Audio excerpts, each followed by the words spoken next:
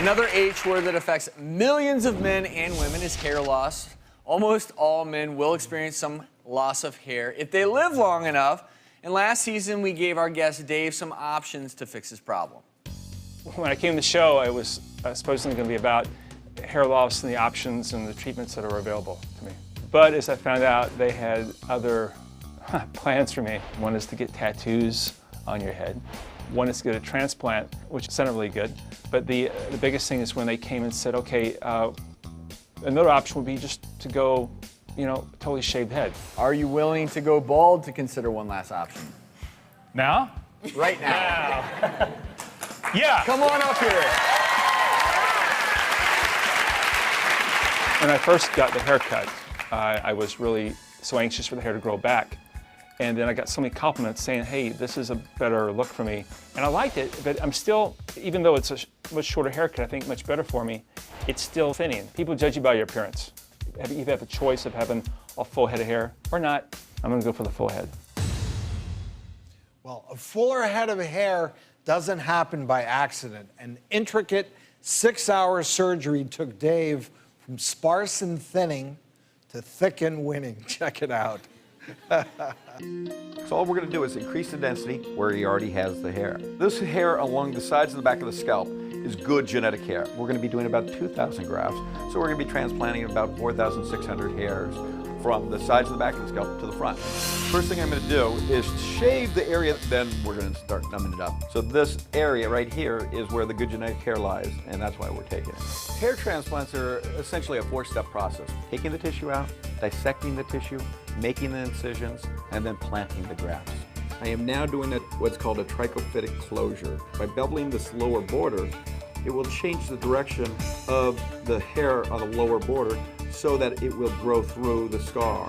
The skin that I just removed has been handed off to the technicians. What they're going to do with it now is dissect it into the individual hair groupings, which are called follicular units. The next part of the procedure is I'm going to be making these little 0.8 millimeter needle holes scattered throughout the area that's thinning. After I made all these needle holes, I'm taking the single hair follicular units and putting these on the hairline of Dave's scalp. And then eventually I'll put in the 2s and the 3s and 4s farther behind, because the 2s and 3s and 4s give you better density. When he puts the needle in, I don't feel a thing. So the big thing now is we're going to get you all cleaned up. We're going to put Vaseline on the scalp because the wound heals 60% quicker. Then we're going to put a baseball cap on you, send you home. We have Dave's surgeon, Dr. Paul McAndrews, here. Welcome back. Thank you for having me. It's a pleasure. Before we get into what you actually did, who is excited to see Dave with his new set of hair, huh? Yeah. All right. Before we get to that, I want to remind everyone of what Dave looked like before. And we have a couple of different pictures here. So this is Dave before. All right. Are you ready?